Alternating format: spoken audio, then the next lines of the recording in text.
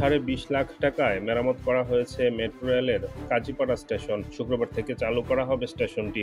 এছাড়াও এখন থেকে প্রতি শুক্রবারও চলবে মেট্রো রেল। বৃহস্পতিবার রাজধানীর ইস্কাটন রোডে প্রবাসী কল্যাণ ভবনের ডিএমটিসিএল এর কার্যালয়ে এক সংবাদ সম্মেলনে ব্যবস্থাপনা পরিচালক মোহাম্মদ আব্দুর রউফ এ তথ্য জানান। ব্যবস্থাপনা পরিচালক বলেন, শুক্রবার থেকেই কাজীপাড়া স্টেশন চালু হবে। এই স্টেশন চালু করতে ৳20,50,000 খরচ হয়েছে। তবে শুধুমাত্র মানুষের কথা ভেবে দ্রুত এটি চালু করা হচ্ছে।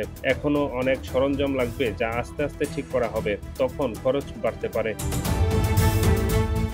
মিরপুর স্টেশন চালু নিয়ে তিনি বলেন, এই স্টেশন নিয়ে একটি কমিটি কাজ করছে। এখনো কি ক্ষয়ক্ষতি হয়েছে তা এই কমিটি নিরূপণ করছে। আগামী 7 দিনের মধ্যে জানা যাবে ক্ষয়ক্ষতির পরিমাণ। তখন সেই অনুযায়ী ব্যবস্থা নেওয়া হবে।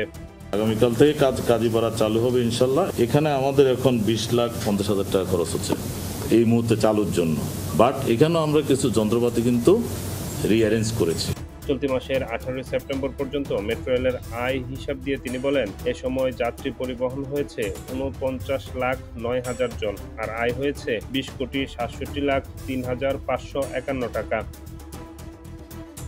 সংবাদ সম্মেলনে জানানো হয়, আগামী 20 সেপ্টেম্বর থেকে প্রতি শুক্রবার দুপুর 3:30 থেকে রাত 9টা পর্যন্ত উত্তরা উত্তর স্টেশন থেকে মতিঝিল রুটে, দুপুর 3:50 থেকে রাত 9:40 পর্যন্ত মতিঝিল থেকে উত্তরা রুটে 12 মিনিট হেডওয়েতে মেট্রো ট্রেন বাণিজ্যিকভাবে চলাচল করবে।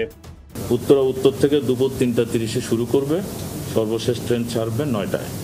এখানে হেডওয়ে থাকবে 12 মিনিট করে, দুপুর 3:30 থেকে রাত 9টা পর্যন্ত। এটা সব সেম টাইম, 12 মিনিট হেডওয়ে। আর মতিঝিল থেকে উত্তরা উত্তর বাউন্ড হবে, 3:50 প্রথম ট্রেনটি ছাড়বে, দুপুর 3:50 ছেড়ে আর রাত 9:40 হলো লাস্ট ট্রেন ছাড়বে। মাঝে 12 মিনিট গ্যাপ করে আমাদের ট্রেন চলাচল অব্যাহত থাকবে। এই জন্য আমাদের মোট 60টি ট্রিপ হবে ওই দিন শুক্রবারে। ডেস্ক রিপোর্ট, নতুন সময়।